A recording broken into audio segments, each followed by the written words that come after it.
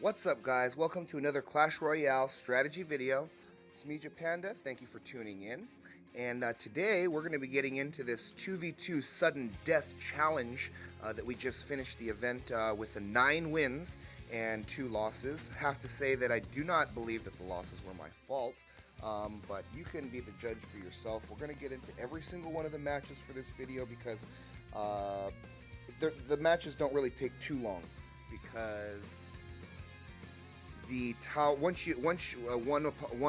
one side kills one tower, the game is completely over. So these matches are super quick, and I think that the main strategy, in my opinion, is not to just like build up a big fat push and win off that first big fat push and stuff. I think that's what most people are thinking is the way to do it. I think the way to do is to hang back, make as many neutral plays as possible, and then counter attack off of the defense that you do. And that's kind of what we're doing here. We kind of defended on the right, but we attacked left. But it's kind of similar idea because we're just basically took care of all of their elixir. Our offense actually was so strong it took care of most of their defense as well. So their offensive push is not going to be strong enough to probably even make it to the tower, I don't think, because of that. And so here we have 3 more troops coming down the lane once again onto their damaged tower. He's going to get a Hog Rider behind this knight for as a little shield, and Hog Rider will get one last swipe on the tower, and I'll throw the poison for the last damage, and his log will reach there late. So we had that one pretty sewn up from the beginning. I think it had all to do with that we defended well. So let's see what happens next. Japanda and Alpha Striker.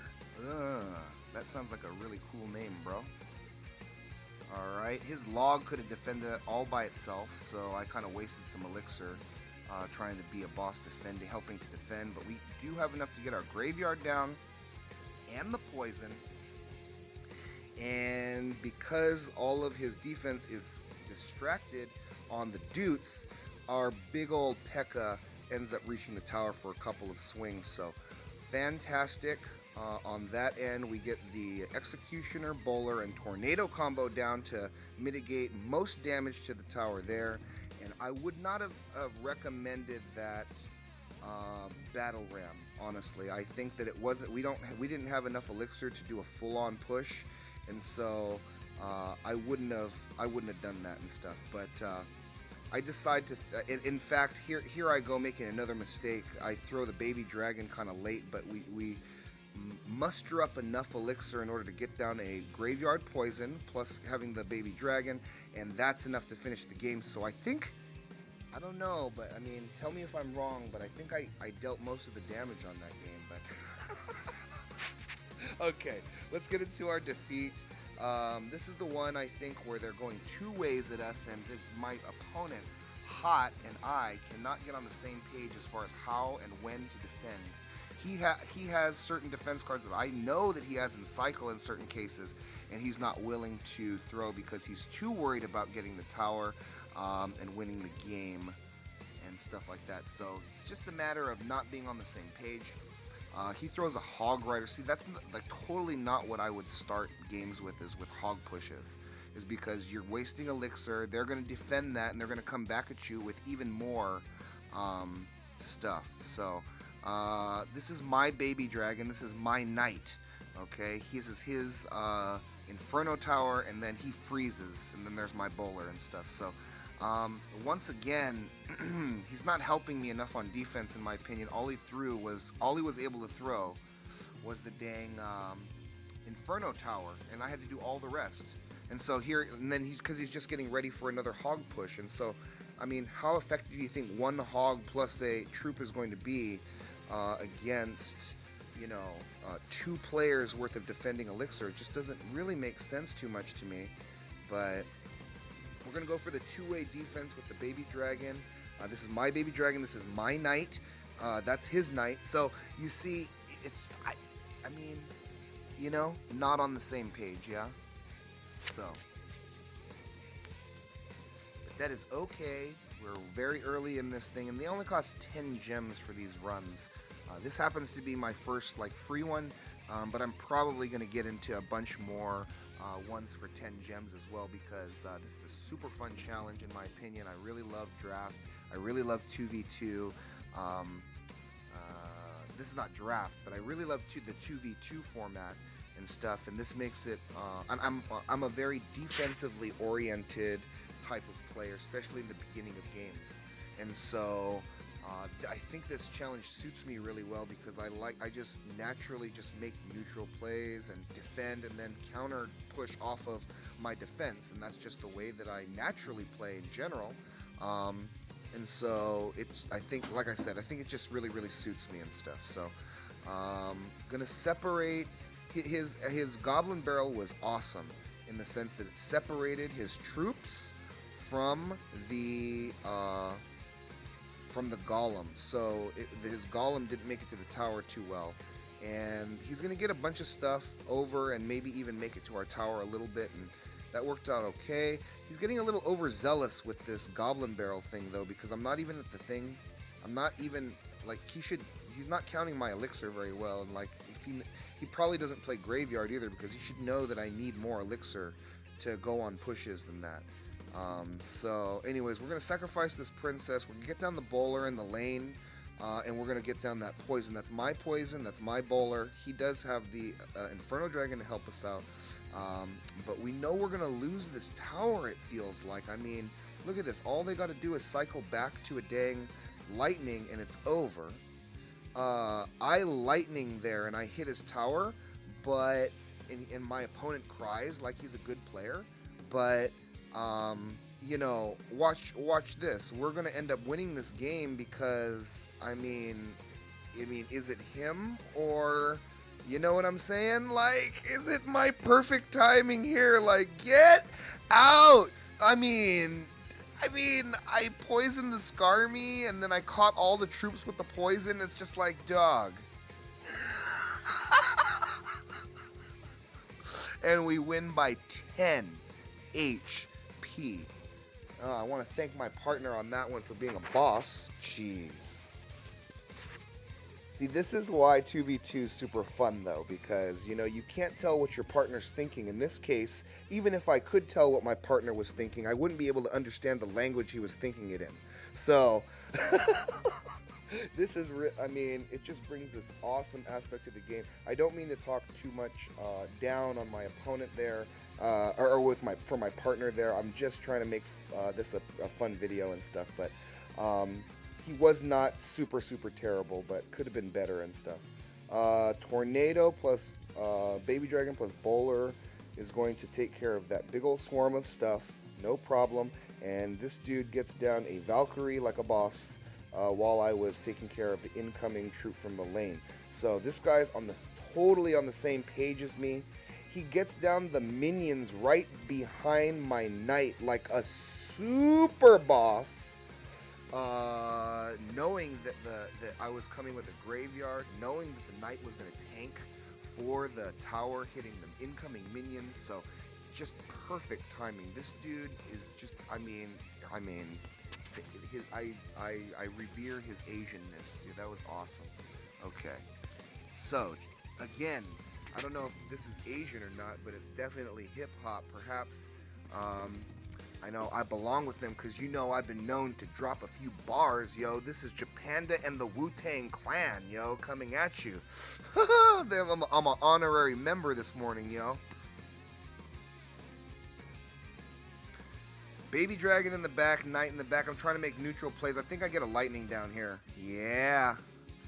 And his Inferno Tower, we want to avoid that with our troops, because it's going to have tons of value now that I used our lightning on the tower and the executioners. But get down a graveyard poison, just so that it kind of takes advantage of the knight coming in, tanking. And look at this, Tombstone, Bowler, Baby Dragon, just, you can't touch this. Is there a song that's like that? What's the song, You Can't Touch This?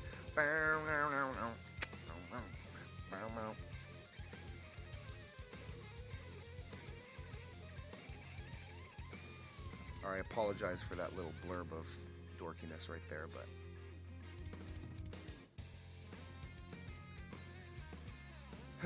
sad day in the world of San Jose, California. Here, one of our hometown favorite restaurants is closing tomorrow. It's the very last day, and the reason they're closing is because some dude is going around and suing all the restaurants in our area and suing them for non-compliance in ADA compliance issues and stuff like that. And so, man, completely unfounded. I mean, this is like, I mean, you can literally find an eighth of an inch of a out of compliance, thing with any restaurant in our area, any restaurant that I can think of for that matter. So it's not like, um, it's not like they have like a real leg to stand on, other than they have the law on their side, and there is strict ADA requirements requiring there to be certain minimum standards to accommodate handicapped individuals. But then you got these dudes out here, like this particular guy. I won't name his name exactly because I don't exactly know it, otherwise I would probably name his name, going around screwing our neighborhood businesses and restaurants, forcing them to close in the case of our good friend Time Deli. And just a really unfortunate situation. I hope he never comes to my restaurant, and that's certainly a possibility. But we're going to get into another game here. I think I'm totally on the same page as my partner here.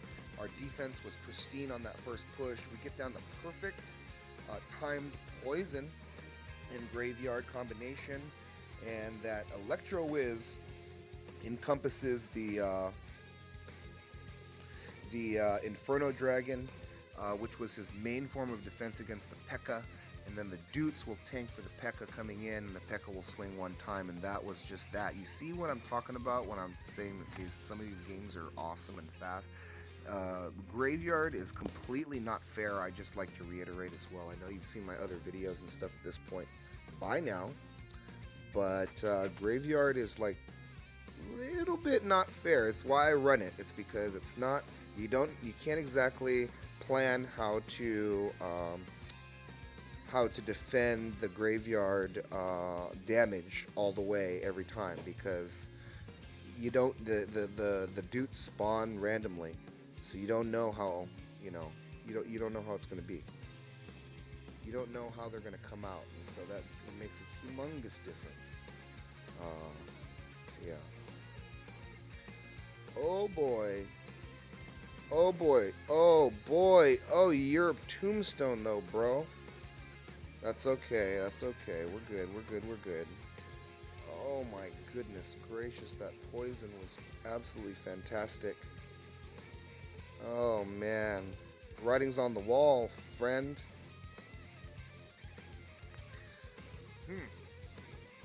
That was just being on the same page from the beginning to the end there. Sorry I'm not paying attention to these games so much, but I was just stewing in my head about my good friend Don and Time Deli. Next game we're going to get into, look at my partner, Pandamonium, members of Pandamonium CR. Look at my partner. I'm actually playing with the one, the only, actually not the only, because it's not spelled the same, but it's Mohammed King, guys. It's MK. Just kidding. This is not Mohammed King. He spells his name differently, and he's actually a part of CR3, if I'm not mistaken. So, totally not him, but awesome that he has the same name. Maybe it's a thing. I don't know how that all works and stuff. Maybe there's like a famous Mohammed King. I'm not sure. We are going to start off like absolute bosses. They're going to try and rage the giant thing and minion horde to our tower, and that's not going to do absolutely anything. We're going to have our P.E.K.K.A tanking for the graveyard at this point, and we have enough probably get down this poison, yep. And that'll take care of all of those defensive troops, and our tower will finish off this night. And so we had not only an elixir advantage, but a damage advantage plus an elixir advantage. So can't really get any better than this. Ill-timed Hog Rider, in my opinion, but somehow, some way, gets 2 swipes on the tower. So our opponents are totally letting us have this one. It's gonna go for the Golem Night Witch minion horde push with the Rage, and we're gonna go for the Baby Dragon Tornado Executioner Tornado defense, and that's gonna like totally negate it's gonna totally negate that, and he's gonna get down this time an opportunely timed a well-timed, I should say, Hog Rider in that case to finish off the game. So good game, well played. Give a lot of credit to my partner on that one. Only one kind of hiccup in my opinion. So this is our second loss, which was so disappointing because I was like on such a roll, and I just got done winning with Mohammed King. So I really wanted to finish this game off good. We both throw a defense at that, and we both throw a defense at that. So this is just bad right off the bat. We're not on the same page. Allie and I. Allison, did you just miss your arrows, Allison? I think she just missed her arrows. I'm gonna pretend that her name is Allison because Allison is short for Allie is short for Allison, and I know an Allison, so it just makes sense. Here comes more goblin barrels, and you're not going to defend that, are you? Oh, yeah, at the last second, you're going to defend it with that bowler, and I'm going to pull it into the tower, but we're going to get all kinds of swipes off because your bowler would have mitigated the damage, but then unless I moved the positioning of them. So double log is going to be not that great, but, you know, damage adds up on those towers. But here comes finally our push with the graveyard, poison, and with our troops, and the freeze, for God's sake. Why is it that we're not getting any damage on the tower? That was so disappointing. I thought we timed that well, in my opinion. So we're ahead as far as damage onto one tower, but we get swiped 3 times from that Hog Rider. Unfortunately, we have no defense for the Hog Rider to stop him in his tracks other than maybe the bowler and stuff, but doesn't feel too good on this game, I have to tell you. Wasted her arrows again, and not waiting for the princess to be in the cycle. So not thinking ahead, Allison. Not thinking ahead. Okay. Neither of us defend that, and all they are is 1 log away, and stuff. So look at this. They get the last tick of damage on our tower right as the bowl from our bowler hits their tower, so they almost gave it to us anyways. I blame that squarely on the shoulders of my partner, but hey, you know, maybe I did something wrong too. We both defended double defended the first 2 pushes when they split towers. One went the other way. We double defended both, so I'm gonna not give Allison there all of the blame, but that's the fun of playing 2v2, guys. You know what I mean? It's not a guarantee that you're going to get a partner that meshes well with the way that you play necessarily. So, you know, it's a real thing. You know, it's a real concern to kind of get the right kinds of partners and people who think like-mindedly to yourself, and without being able to communicate with them verbally, it's like basically, you know, the only way to get by, right? So if you don't mesh well with your partner, it's not going to work. Just period, hands down. Just let's be real. And this graveyard is going crazy because Inferno Dragon is the worst counter for graveyard in the entire card set, in my opinion. And we get our coveted 9th win, and we take it down. So let's get into the the giant chest opening. You're gonna see it opened with me, and hopefully we can get a legendary. That would be fantastic. That's what we're looking for. And 27 Valkyries aren't bad, I guess, because I don't have that at level 9. 230 minion hordes. I'll take anything I can get, at this point. So, fantastic run. Really great rewards, even without getting an epic or better. And so, good game all around. But that's going to do it for this particular episode and this challenge. If you enjoy my free-to-play progress, don't forget to hit that like and subscribe button, and stay tuned for even more episodes in the future. Thanks again. Take care, guys.